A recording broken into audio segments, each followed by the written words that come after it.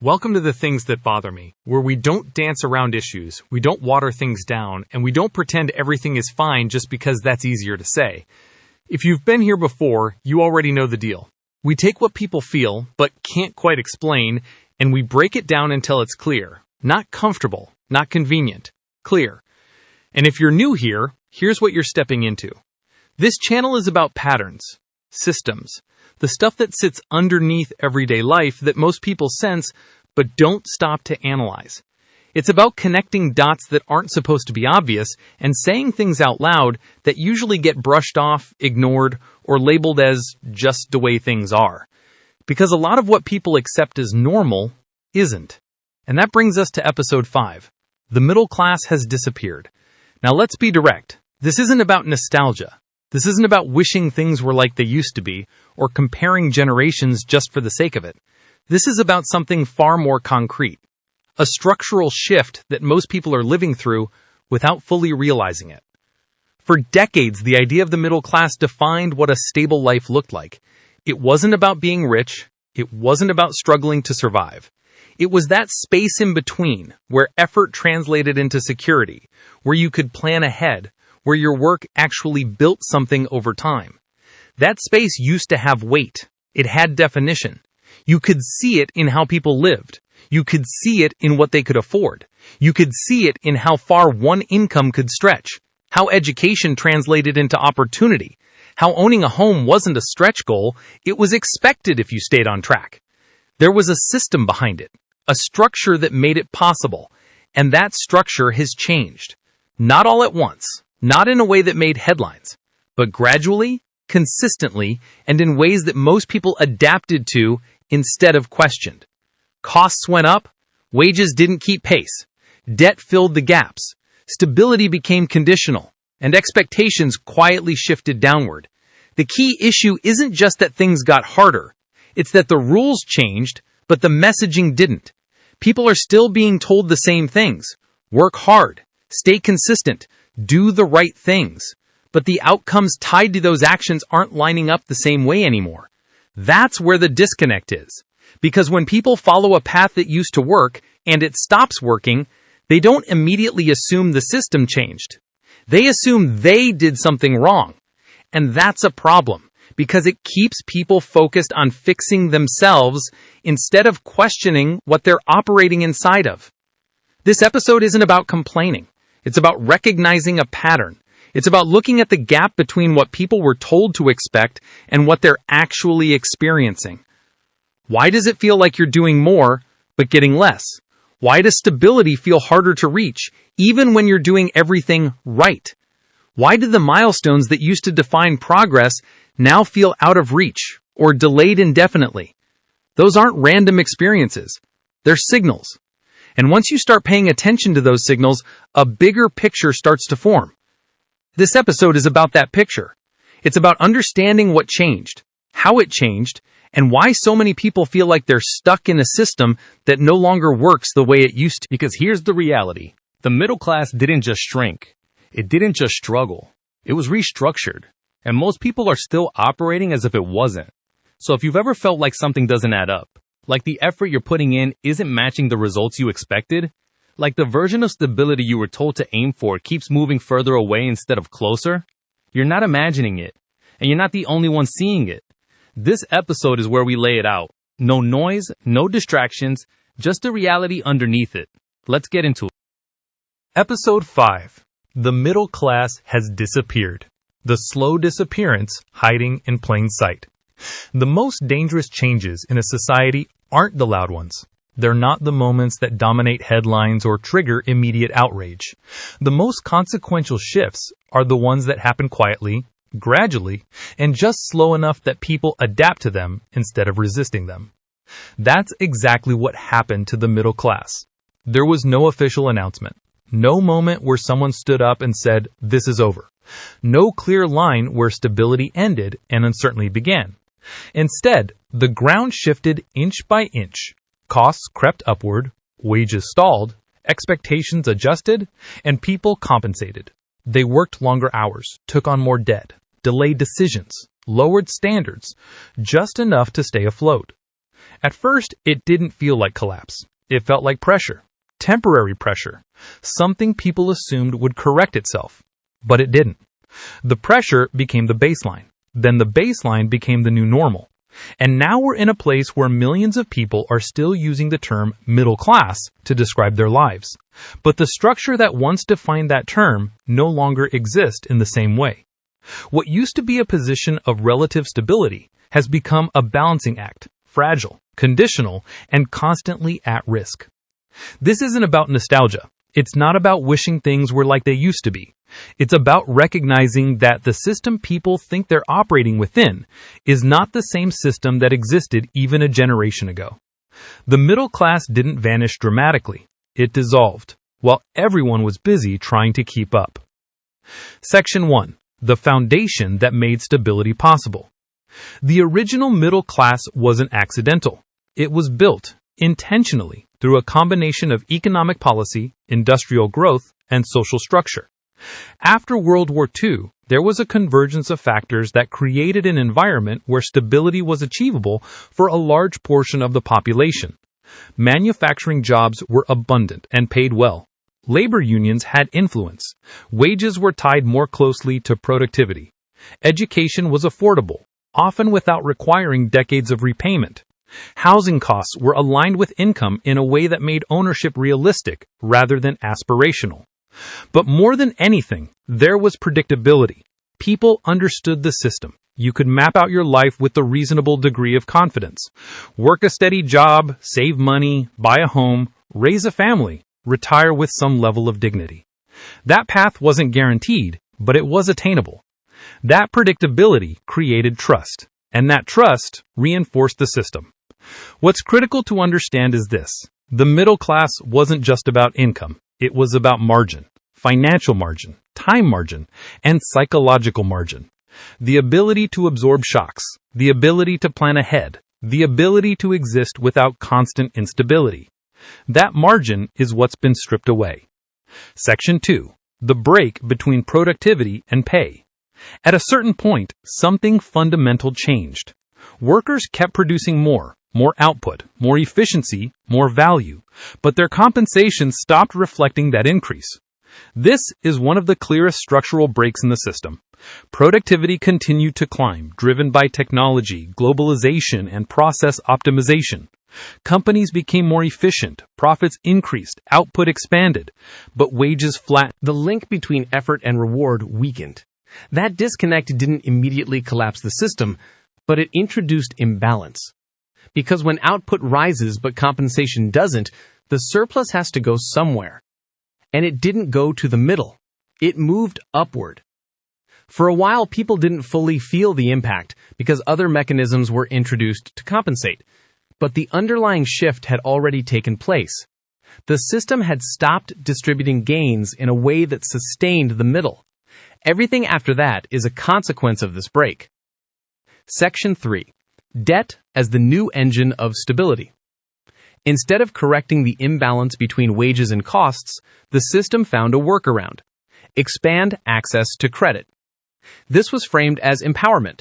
More access, more opportunity, more flexibility. And in the short term, it worked. People could continue buying homes, attending college, and maintaining a certain standard of living even as real income stagnated. But there's a fundamental difference between income and debt.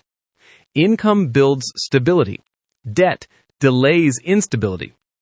What emerged was a system where people could appear financially stable while actually becoming increasingly leveraged.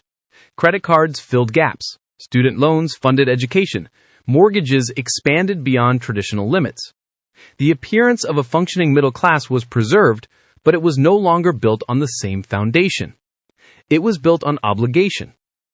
An obligation changes behavior. It reduces flexibility. It increases risk. It ties people more tightly to the system because stepping away becomes more difficult when everything you have is financed. Section 4.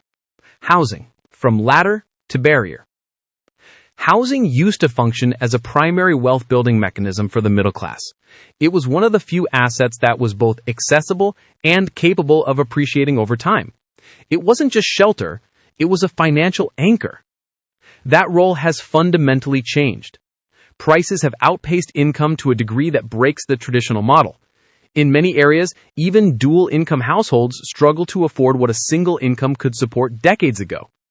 Add in rising interest rates, property taxes, and insurance costs, and the barrier becomes even higher. Then there's competition, not just from other buyers, but from institutional investors. Large entities purchasing single-family homes, converting them into rental portfolios, and competing directly with individuals who are trying to enter the market. The result is a structural shift. Home ownership is no longer a default milestone. It's a narrowing opportunity. And without access to that asset, one of the core pathways to middle-class wealth accumulation disappears. Section 5. Education and the Reversal of ROI. Education was once positioned as the most reliable path upward, the one decision that could shift your entire trajectory regardless of where you started. For decades, that belief held weight because the system supported it. Degrees translated into opportunity, and opportunity translated into stability. But that equation has broken down. The cost of education has risen at a pace that far outstrips wage growth, turning what was once an investment into a financial burden for many. At the same time, the labor market no longer guarantees that a degree will lead to a stable or well-paying job. This creates a structural mismatch where individuals take on significant debt with no certainty of return. Instead of starting adulthood with momentum, many begin with financial pressure already in place. Education itself still has value, but its reliability as a pathway has diminished. And when a system's most trusted ladder becomes unstable, the consequences ripple outward. Section 6. The expansion of the working poor. There used to be a clear and widely understood expectation. If you worked, you would be able to support yourself. Employment was not just about income, it was about stability. That expectation has eroded. Today, a growing number of people are employed consistently, even working multiple jobs, and still cannot meet basic living costs. Housing, food, healthcare, and transportation have all risen to levels that wages have not kept pace with. This has led to the expansion of the working poor, a group that contradicts the foundational belief that effort leads to security. This is not a marginal issue or a failure of individual responsibility. It is a structural imbalance. When work no longer guarantees stability, the system begins to lose its credibility. The equation people relied on, effort in exchange for security, no longer balances, and that imbalance changes how people view both work and the future. Section 7. The collapse of job stability.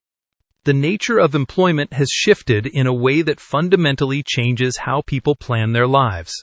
Where long-term positions, predictable advancement, and employer-supported benefits once provided a sense of continuity, today's workforce is defined by volatility. Companies prioritize flexibility, which often translates into contract roles, gig work, and at-will employment structures that can change rapidly. Layoffs occur with little warning, benefits are reduced or removed, and long-term loyalty is no longer reciprocated in the way it once was. The risk that used to be absorbed by institutions has been transferred to individuals. Workers are now expected to manage uncertainty on their own while still maintaining productivity and commitment. This shift undermines the ability to plan long-term, because stability is no longer built into the system. It has to be created independently, often without reliable support. Section 8. Wealth concentration and system shift. As stability in the middle has weakened, wealth at the top has not only grown, it has accelerated.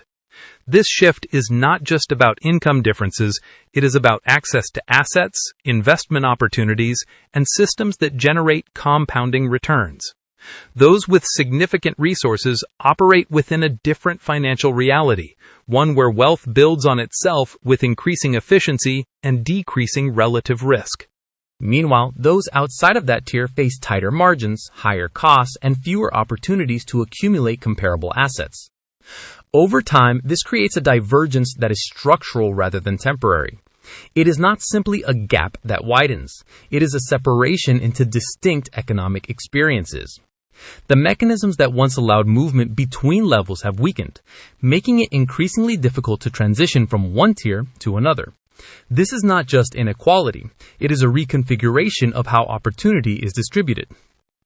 Section 9. Inflation and the quiet decline. Inflation is often discussed in abstract terms, but its real impact is gradual and deeply personal. It does not arrive as a single disruptive event, it accumulates quietly. Prices rise incrementally across essential categories, housing, food, energy, healthcare, while wages fail to keep pace. Because these changes are not immediate, people adapt rather than react. They make small adjustments, cut back in certain areas, delay decisions, and recalibrate what they consider normal. Over time, these adjustments compound into a reduced standard of living. What was once easily attainable becomes difficult, and what was once standard becomes optional. The most significant effect of inflation is not just higher costs, it is the normalization of less. It erodes purchasing power in a way that often goes unacknowledged, creating a slow but persistent decline that reshapes expectations without a clear moment of recognition. Section 10. The psychological consequences of instability. Economic conditions do not remain confined to financial metrics. They shape behavior, mindset, and long-term outlook. When people experience stability, they think in terms of growth. They plan ahead, invest in the future, and take calculated risks. Stability creates the space necessary for forward-thinking decisions. In contrast, instability shifts focus to the immediate. When financial pressure is constant, attention narrows to short-term needs, and long-term planning becomes more difficult. This shift affects major life decisions, whether to buy a home, start a family, pursue education, or change careers. It also increases stress and reduces the capacity for strategic thinking. Over time, this creates a broader cultural shift where survival replaces progression as the primary concern. The disappearance of the middle class is not only an economic issue, it is a transformation in how people perceive possibility and plan their lives. Section 11. The illusion that it still exists. Despite these structural changes, the concept of the middle class continues to persist. People still identify with it, still use it as a benchmark, and still believe they're operating within a system that supports it. This persistence is significant because it masks the underlying shift. When the label remains but the conditions change, it creates a disconnect between perception and reality. Individuals continue to follow established paths, expecting outcomes that are no longer consistently achievable.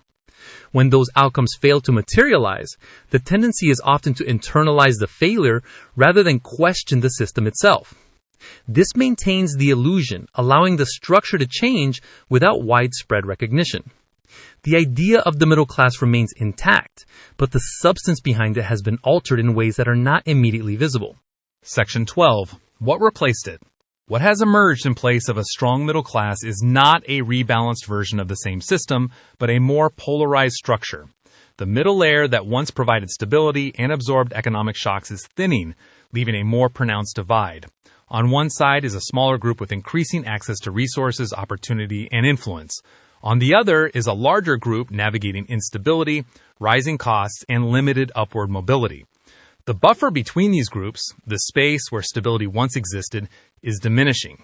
This creates a system that is more reactive and less resilient, where small disruptions can have larger impacts.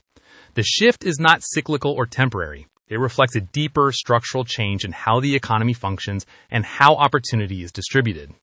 In closing, when the illusion breaks. The hardest part about all of this isn't the numbers, the policies, or even the outcomes. It's the realization. Because for a long time, people didn't question the system, they questioned themselves. When things got harder, when stability felt further out of reach, the default response wasn't, something changed out there. It was, I need to do more, work more, try harder, be smarter, be better. And that response made sense in the system that used to exist. But in a system that has been fundamentally restructured, that mindset becomes a trap. You keep applying more effort to a framework that no longer produces the same results. You push harder on something that isn't designed to move the way it used to. And eventually, something doesn't add up. You see people doing everything right and still falling behind. You see stability becoming harder to reach, not easier. You see milestones, homeownership, financial security, retirement drifting further away, not closer. That's the moment the illusion starts to crack. Not all at once, not dramatically, but enough that people begin to feel it. There's a difference between struggling temporarily within a stable system and struggling because the system itself has shifted. Most people can handle the first. The second is disorienting because it challenges assumptions that were never supposed to be questioned. And once that recognition sets in, it changes how you see everything. You start to understand that this isn't just about individual outcomes. It's about structure. It's about incentives. It's about how the system distributes opportunity, risk, and reward. You begin to see that what's happening isn't random, it's patterned. And that pattern explains why effort alone doesn't guarantee progress anymore. Why stability feels conditional. Why the margin that used to exist has disappeared. This is where things start to split. Some people will keep chasing the old model, convinced that if they just push a little harder, it will finally click. And to be direct, that's becoming less and less viable. Not because effort doesn't matter, but because effort applied to a changed system without understanding that change leads to diminishing returns. Others will start to adapt, not by giving up, but by recognizing reality as it is, not as it was. Adjusting expectations, rethinking strategy, looking for leverage instead of just effort.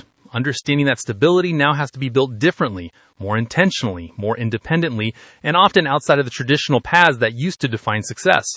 That shift isn't easy. Because it requires letting go of something people were taught to trust. And that's uncomfortable. But it's also necessary, because you can't navigate a system effectively if you're misreading it. And right now, that's the core issue. The middle class didn't just weaken. It was transformed into something else, while the language around it stayed the same. That disconnect is what's creating confusion, frustration, and a growing sense that something isn't working the way it should. And people are right to feel that, because it isn't. The old model promised that consistency would lead to stability, that participation would lead to progress, that effort would be rewarded in a way that built a life. That model no longer holds in the same way. And once that becomes clear, the question isn't, how do I get back to what it was? That's not where this goes. The real question is, what does it take to build stability in the system that actually exists now? Because ignoring that question doesn't preserve anything. It just delays the adjustment. And that adjustment is coming, whether people acknowledge it or not.